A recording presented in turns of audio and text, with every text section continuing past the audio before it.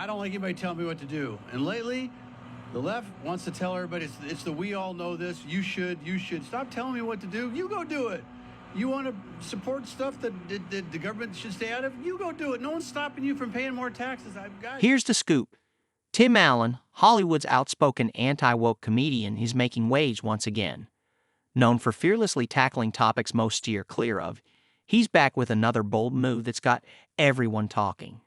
If you've seen his tweets before, you know he loves to shake things up, and his latest one is no exception. This time, though, it's sparking an even bigger reaction online.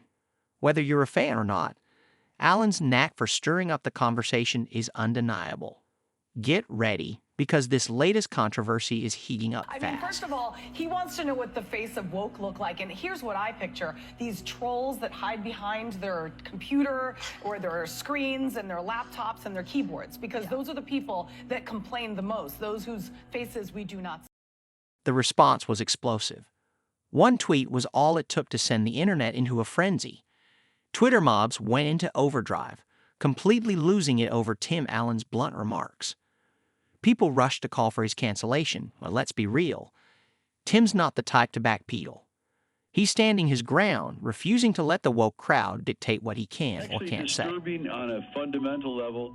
It's gotten to the point where literally there's part of me, a deep part of me, that just, F it, bring it on. If you want to cancel me, go ahead. They tried everything to cancel him, but here's the thing. Tim Allen doesn't play by Hollywood's rules.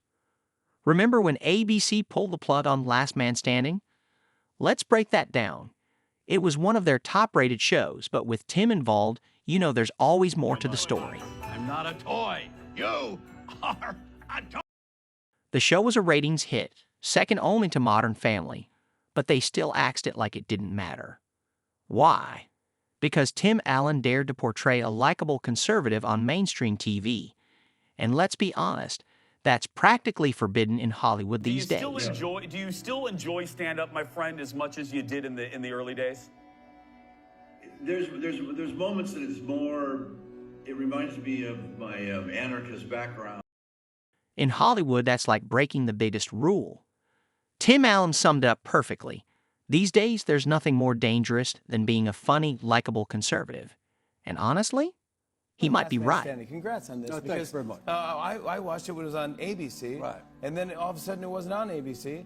Tell the 300 of the crew and everybody the same thing. We're all going, this is the best show I've ever been on. What?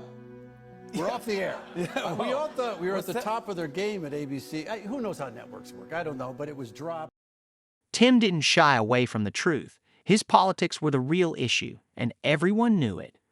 But instead of backing down, he called it out directly. Here's the twist. While ABC dropped him, Fox stepped in and turned things around. They picked up Last Man Standing, giving Tim a fresh platform to connect with his fans. So, while ABC tried to shut him down, Tim flipped the script and came out on top. Dinner's ready in 10. Hey, come out here. Touch anything. Right, and I don't like gum in there too, but all right, when we're driving around, what do other people do when they see us? They do this. You know why they do that? This truck is older than you, but it's a classic, and people realize it's a classic. And you're a classic too. How flattering. I'm an old truck. Things took a wild turn during the Santa Clauses when Tim Allen's character made a simple joke about saying Merry Christmas. That one joke? It set woke Twitter ablaze. Some called it offensive. Others said it was too political. But seriously, it's a Christmas show. If there's one place for a Christmas joke, it's here. The backlash was intense. Podcaster and filmmaker Scott Weinberg kicked things off by tweeting the line, and the internet erupted. Suddenly, Tim was being accused of, you won't believe this, bringing right-wing politics into Christmas. But let's be real. This isn't just about social media drama. Tim is up against a Hollywood system that's all too quick to silence voices like his. Or as he puts it, the thought police are everywhere. Right? I was invited by, we did a VIP thing for the vets and went to the Veterans Ball, and so I went to go see Democrats and Republicans. Yeah, I went to the inauguration. It was I'm not attacking you. You get this down. I'm not kidding. You got to be real careful around here. You get beat up. If you don't believe what everybody believes, this is like 30s Germany. I don't know what happened. If you're not part of the group, you know what we believe is right. I go, well, I might have a problem with that. I'm a comedian. I like going on both sides. Yeah. This government does stuff big. I've never been to anything. All right, here we go. Go quietly, folks. All right, here we go from the top. Tim has been very open about how political correctness has completely changed the comedy game. According to him, it's nearly impossible for comedians to take risks anymore, and he's felt the impact firsthand.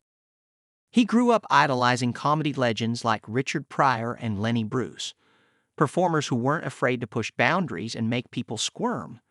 That raw, unapologetic style shaped Tim's approach to comedy, and it's something he's carried with him throughout his career. Christmas for us, then this guy. For nearly 30 years, Tim Allen has become synonymous with Santa Claus. I'm in big trouble. After starring in the 1994 classic film. Merry Christmas to all. And to all a good... These days, every joke is analyzed and every word is scrutinized. For comedians like Tim, it's a real struggle. He even joked on The View that he'd probably get canceled just for repeating things he'd heard growing up from his parents. Wild, right? But that's the reality now. Peyton's on the show, but I'm dressed as Santa Claus. So he's doing the same look to me. He's going, and I go, no, man, I'm a fan, but I'm under 7 feet of makeup. And I was like a kid. Tim Allen hasn't backed down. If anything, he's leaned in even more.